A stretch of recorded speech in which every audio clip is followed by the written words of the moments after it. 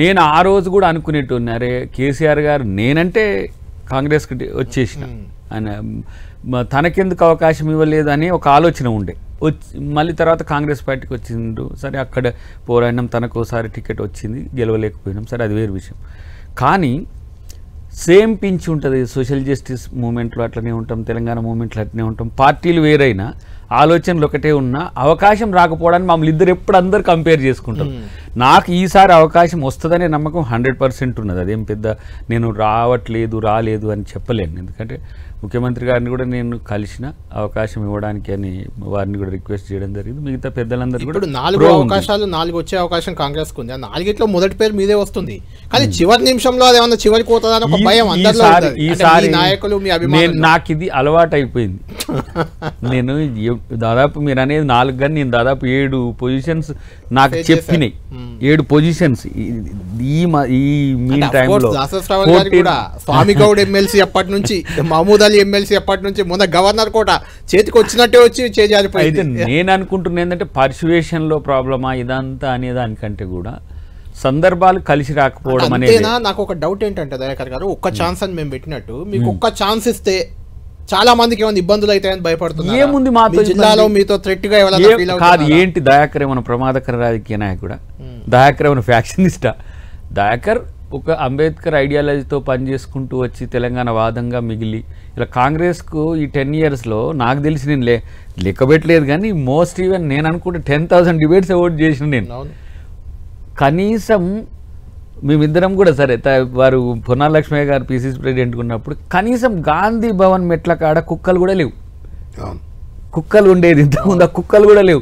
మేమిద్దరం పోయి వాటిని లేపడం, మేమే జాయినింగ్స్ చేయడం, పొన్నాల లక్ష్మయ్య గారితో ఈవెంట్ పెట్టడం. శ్రవణ్ గారికి అప్పుడు అంత కష్టపడ్డా మీరు ఇప్పుడు ఇంకెక్కడే ఒక్క ఛాన్స్ కోసం ఉన్నారు. అప్పుడు ఎక్కడో మిమ్మల్ని తిట్టుకుంటూ లేకుంటే మీ వ్యతిరేక శిబిరంలో ఉన్న వాళ్ళు, అప్పుడు అధికారంలో ఉన్న వాళ్ళు, వాళ్ళంతా ఇప్పుడు మంత్రి పదవుల్లో ఉన్నారు. నేనేమంటానంటే ఒకటేమో చాలామంది క్రిటిక్స్ ఏమంటారంటే ఎకనామిక్స్ అనేది మీ సమస్య అయింది, సివిక్స్ బాగానే ఉందని అంటారు.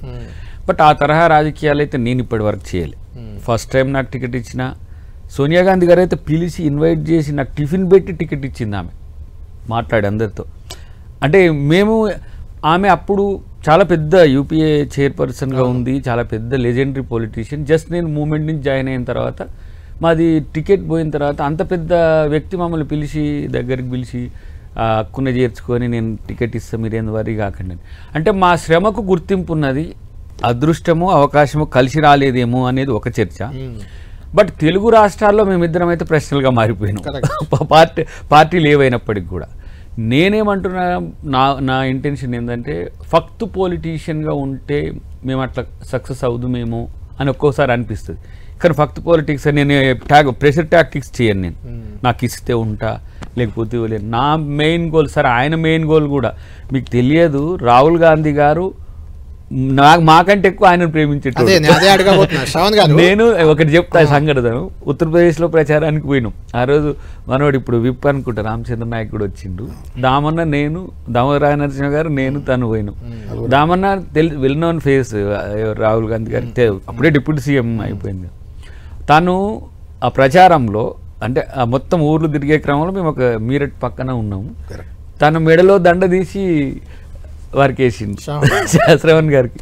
అంటే అంత ప్రేమగా చూసేటోడు. బట్ కొంత పక్కకు పోవడాన్ని మేము వ్యతిరేకిస్తాం రాజకీయ ప్రత్యర్థిగా, అంతేగాని కాంగ్రెస్ పార్టీలో కూడా రేవంత్ రెడ్డి గారు కూడా ఎన్నో సందర్భాల్లో వారి గురించి వారి ఆబ్జెన్స్లో కూడా నాతో మాట్లాడిన సందర్భాలు నాకు తెలుసు. ఎందుకు శ్రవణ్ గారు